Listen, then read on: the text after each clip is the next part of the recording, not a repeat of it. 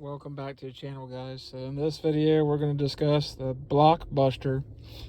This will probably be, besides what ends up happening with Deshaun Watson, the biggest blockbuster trade in the NFL, probably since Peyton Manning left the Colts and joined the Denver Broncos, or since Tom Brady left the New England Patriots to join the Buccaneers. Now, that was not trades. That was them hitting free agency.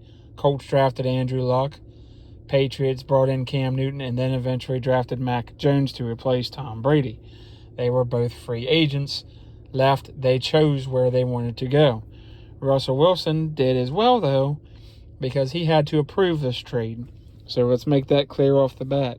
This trade does not happen if Russell Wilson does not approve of it. So he had to give his stamp of approval on everything of this trade.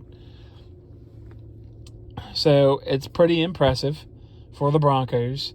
You had to give up 2 firsts, a second this year, a second next, and then a 5th, as well as 3 players. One of them an up-and-coming tight end. One of them a quarterback you really don't know. You think he's probably a bust, but he could turn out to be something decent, or at least a good backup. Don't know. And a pretty good leader, but an older defensive lineman. And you still have 5 draft picks in the first top 115 of this coming draft. And you still have $26 million in cap space. Pretty good job by George Paton if this plays out well. There are some negatives to it, though. The Broncos are going to have to fix their offensive line this offseason to give Russell Wilson a chance so he's not getting destroyed behind their offensive line. Garrett Bowles took a step back last year. Don't know what will happen with him this year. Getting older. Not very good on the interior of the line. Their defense needs some help on the defensive line and linebacking core to help out Bradley Chubb and Pat Surtain and Justin Simmons. But you're still able to keep those players. You're still able to keep Cortland Sutton, Jerry Jeudy, KJ Hamler, Tim Patrick, and Javonte Williams, the running back. So pretty good deal, really, for the Broncos. The Seahawks may not think they're in a rebuild. They're in a rebuild. Who they draft this year, if they run with Drew Lock, if they try to get Carson Wentz, who knows right now.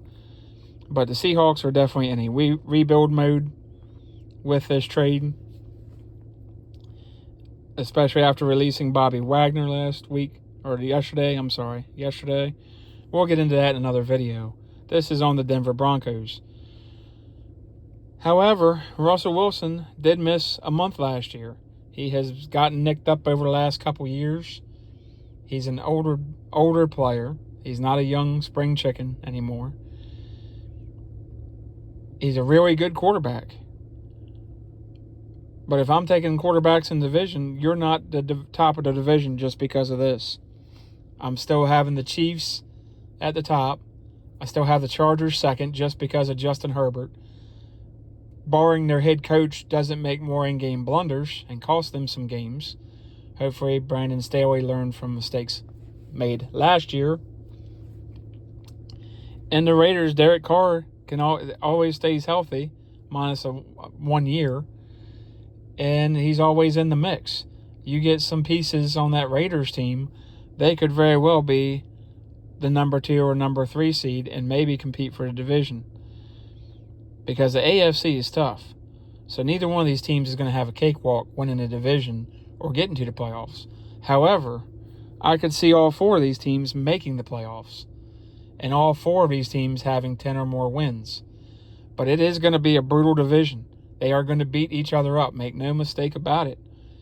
These quarterbacks are going to have to play their best every week. They're at a point in this division where it's so good now with the quarterback play, neither team can afford to lose 2 or 3 games in a row. You get in a 2 or 3 game skid, one of these teams is going to miss the playoffs. And the Broncos need some work, a good bit of work. Not a whole ton of free agents to fix what they need. There's a lot in the draft as far as offensive linemen and such, and receivers, tight ends, linebackers, defensive linemen. But the Broncos still need some work. This does not fix all their problems.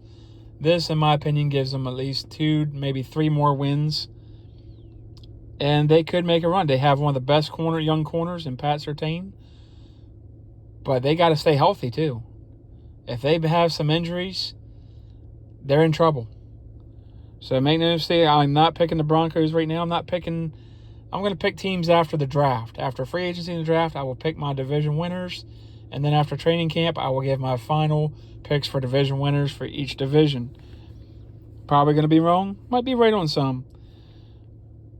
But I don't think this is an end-all, be-all. I do not believe they are a Super Bowl team right off the bat, just because of how strong the AFC is. I mean, think about it. You have Josh Allen, Pat Mahomes, Derek Carr, Justin Herbert. Trevor Lawrence is only going to get better. Don't care what anybody says. You have the Colts, depending on what they do at quarterback. They're a good team. The Texans, the Jets have improved. The Patriots are going to be back in the thick of it once again. Their quarterback's only going to get better. This is not a cakewalk for any team in the AFC. And the thing about teams like the Patriots, they do the little things so damn well that the big things don't make a difference to them. They are fine-tuned on the details. Broncos, not so much. Nathaniel Hackett, he's a rookie head coach. I don't care. I love the guy. I think he's a good hire. Good young mind.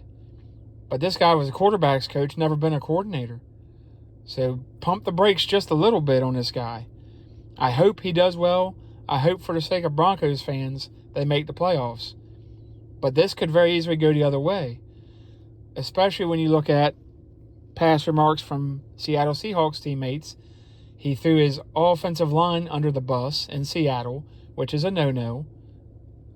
You don't do that. He did that. This offensive line isn't much better. Now, they can make it better. We'll see how they do that. But if he starts getting into rifts with teammates on this team, that could very well tank this team's chances. So, I mean, you had Richard Sherman speaking out about him and others. That's not a good sign. But he is a very good quarterback, very talented, and he will make a difference on this team. Make no mistake about it. I am not undermining the trade. It is a huge deal for the Broncos, but they still need a lot more if they're going to make a Super Bowl run. And they need, just like every other Super Bowl team, they need things to go their way too. That doesn't always happen. You can say you put together a super team. Didn't work the first couple years with the Broncos with Peyton Manning, and he's one of the best of all time. Him and Tom Brady. Tom Brady made it work. They had to overcome things, and they had to get some guys to help them overcome, and it worked out. Only after Bruce Arians put his ego aside and let Tom Brady run the show. Now, Nathaniel Hackett trying to make a name for himself, is he going to be able to put his ego aside and let Russell Wilson cook? We don't know. We don't know how that relationship will work. Probably better than Pete Carroll. They had a good relationship starting off. It could go sour. I don't know. Too many variables for me to call them a Super Bowl team. But make no mistake about it, they are a contender now. There's a lot of teams that are contenders, especially if they have a franchise quarterback like a Russell Wilson, like an Aaron Rodgers, excuse me, like a Mac Jones, those kind of guys, Deshaun Watson. Kyler Murray, I'm still not sold on him being a franchise guy with the temper tantrums he's throwing and all. But you have one of those guys, you have a shot. It at least gives you a shot of making the playoffs and being in contention for a Super Bowl championship. So hats off to Broncos fans. I know you guys are excited, but don't start flooding the radio shows with, oh my God, we're going to win the Super Bowl. You're probably not. In all likelihood, you're probably not. I'm sorry, but it's probably not in the cards this year. Maybe next year. It can take some time. And I know the Rams did it. Everything worked out great. And in my opinion, they got one of the most underrated quarterbacks in the NFL who had to suffer in Detroit for years and years and years, but was a great quarterback and was a smart quarterback and very gifted physically and younger than Russell Wilson. So I'm going to say that this is not as good as that team, but depending on what pieces they put together in free agency and the draft, it could end up being a Rams situation. But it could just as easily go the other way, barring Russell Wilson's health of other players. A lot riding on this for the coach and the general manager. Huge trade, big-time trade, could pay major dividends for the Broncos for years to come, or it could be a disaster. It could go either way. It'll probably play out better for them than it will worse, but with the teammate issues in Seattle and some of the other stuff with Russell Wilson, there's some concern there. So let me know what you guys think. Like, subscribe, comment, like this video, share this video, subscribe to this video. It helps the channel. I can make more videos. And hey, at the end of the year, if they win the Super Bowl, you can tell me in the comments, hey, you're an idiot. You're wrong. You're wrong. I could very well be wrong. I don't have to be right. It doesn't matter to me if I'm wrong. I'll learn from it. It is what it is. It's just my opinion, guys. So at the end of the day, I'll catch you guys on the next video. Have a good one.